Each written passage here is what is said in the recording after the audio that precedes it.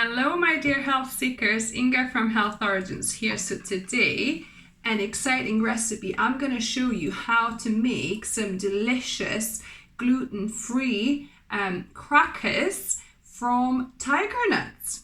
So we'll make one neutral cracker that can be had, with sweet or savory toppings, one sweet and one savory cracker as well. So let's begin. You'll need some tiger nut flour. So here I've got some organic tiger nut flour that has got amazing kind of flavors because it's got some sweetness without actually having any sugar in it. It's like a mini tuber.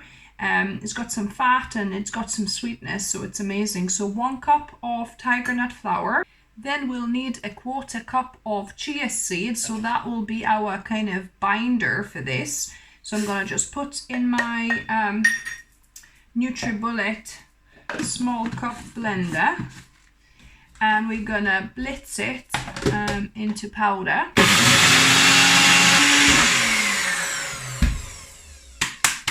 Literally needs just a few seconds to grind it up. And we're going to add this. Now I'm going to add 1/4 teaspoon of Himalayan iodized salt here, or sea salt would work. So that salt will kind of just bring out the sweet flavors in this. So I'm just going to mix it all together.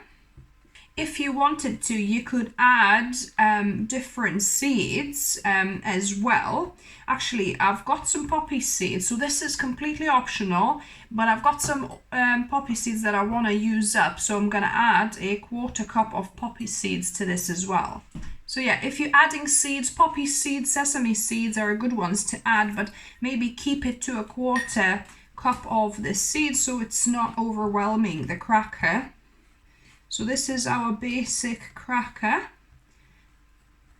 To this we'll start adding water. So I've got 1/2 cup of filtered water here. So I'm going to add probably half of this to start with, and then we'll see how much more we're going to need. Because chia, I'll just pour the whole lot, because chia seed really kind of expands.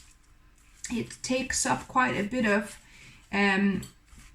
the liquids, and in fact it's not quite watery enough for my liking yet, so I'm gonna add another 1/4 cup. So it's about 2/3 of a cup I've added so far, I think.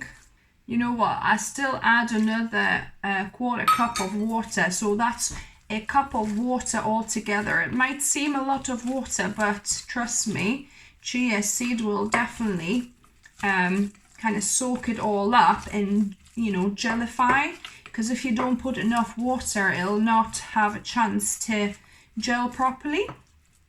So yeah, so this is good now. So I'm going to leave this to rest for about 10 minutes, and I'll keep it covered just so that it doesn't kind of dry out on the at the top. So my chia tiger nut mixture has rested for about 15 minutes, and what I'm going to do, I'm going to divide this into 3. So I'm going to make 3 different flavor crackers. So one will be neutral, just how it would come like that. Very neutral cracker that you could eat either with sweet or savory toppings.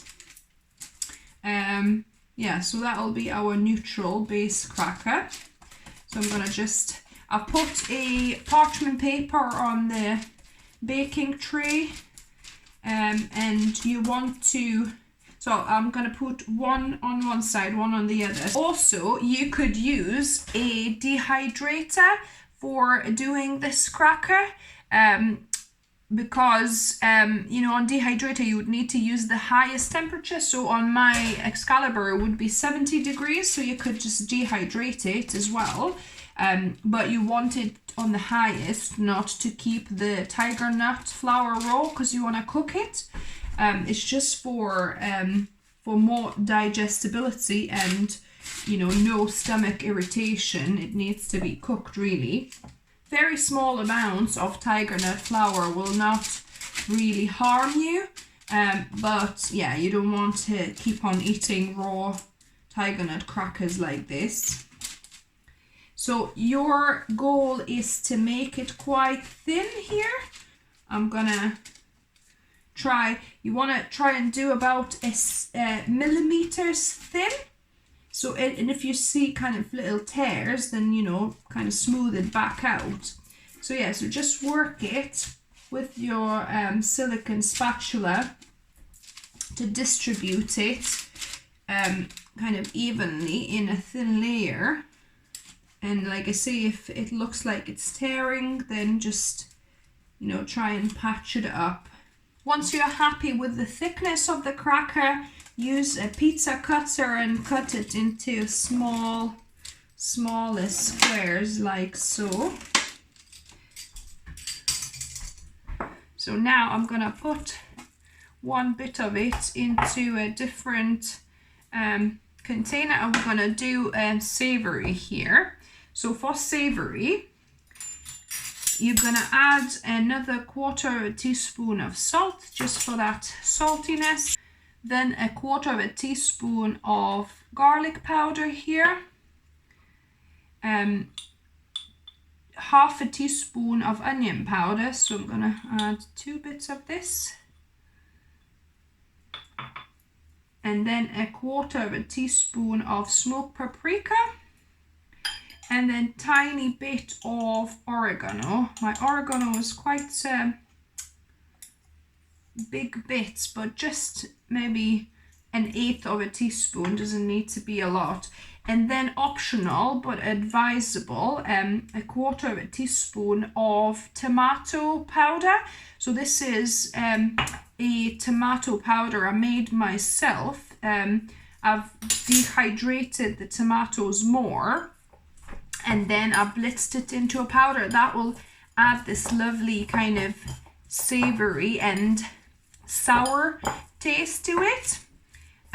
So yeah, if you're not adding tomato, you don't necessarily need to add oregano, but oregano and tomato works really, really well together. So I'm gonna just mix. You could have mixed, that's what I've had there, to mix the powders in here first before adding to the crackers. That might work a little bit better for you. But yeah, that's fine as well to mix it here. It just means I'm gonna have to mix it more thorough now. So you want the color of the cracker to be kind of more or less uniform as much as you can make it.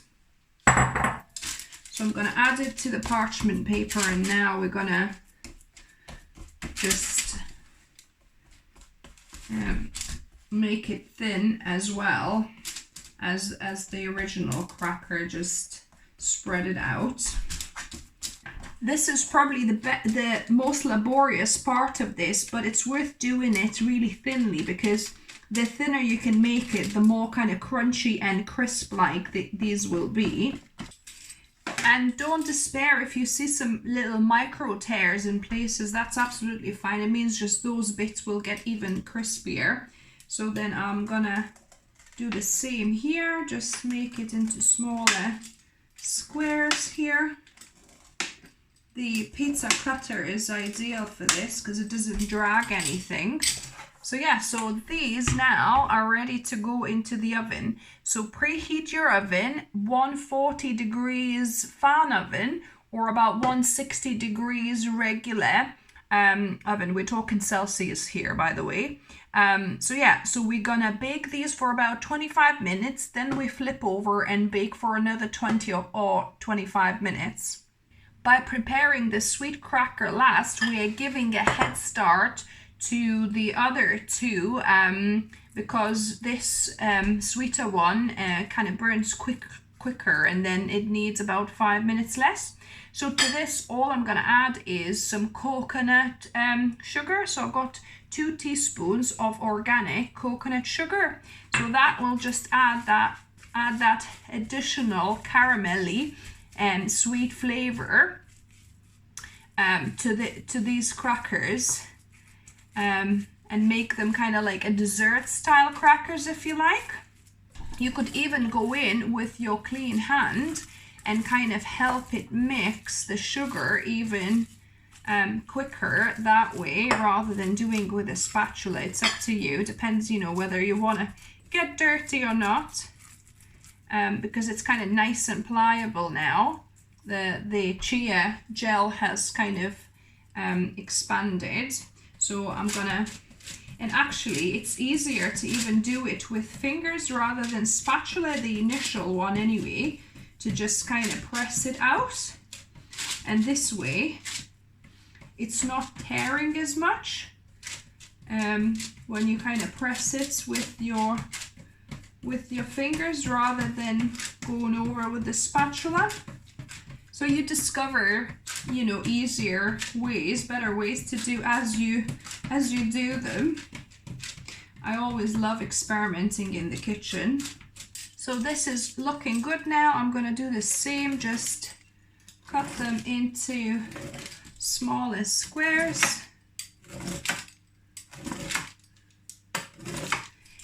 And my other crackers now had a 5-minute head start, so this can go in and hopefully it'll all finish at the same time now.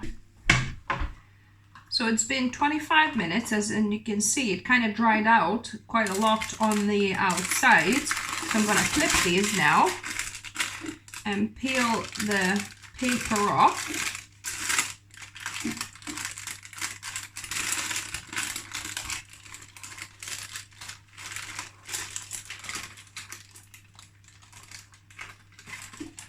And now for the last 25 minutes, I'm going to bake them obviously without this sheet and on the other side. And with the sweet one, I normally don't bake directly on this. So I'm going to just put a new sheet down. And we're going to flip it over and peel it off. And put it back in for 25 minutes as well. So I've taken these out. I've given it an extra 10 minutes because it kind of still seemed has to have these dark bits. So I thought it's not fully baked, and now it seems still to have the other bits, but I think it's just the spices, where the spices have been. So yeah, so I'm gonna keep them separate. So this is my the neutral tasting cracker without anything, and this is my savory one.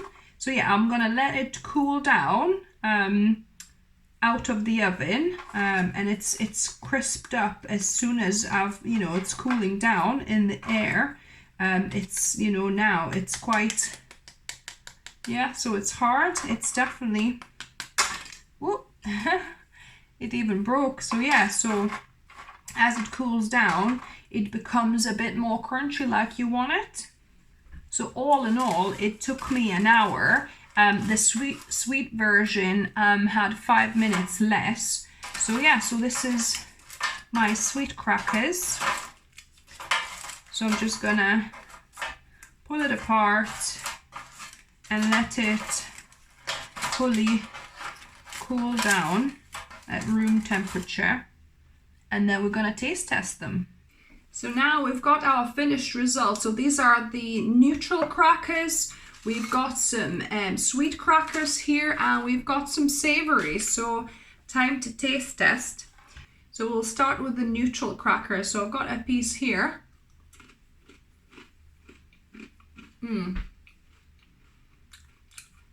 So good, guys. Just the neutral one. It's so delicious. It's got like this, obviously it's got some poppy seeds, but that's optional. But even without the poppy seeds, the tiger nut has like this natural, a little bit of a kind of graininess, and it's got some nutty flavor coming through as well. So good. It reminds me of waffle in a way. Yeah, it's got that a bit of like waffle taste going on. So that's the neutral one. So let me give a sweet one a go.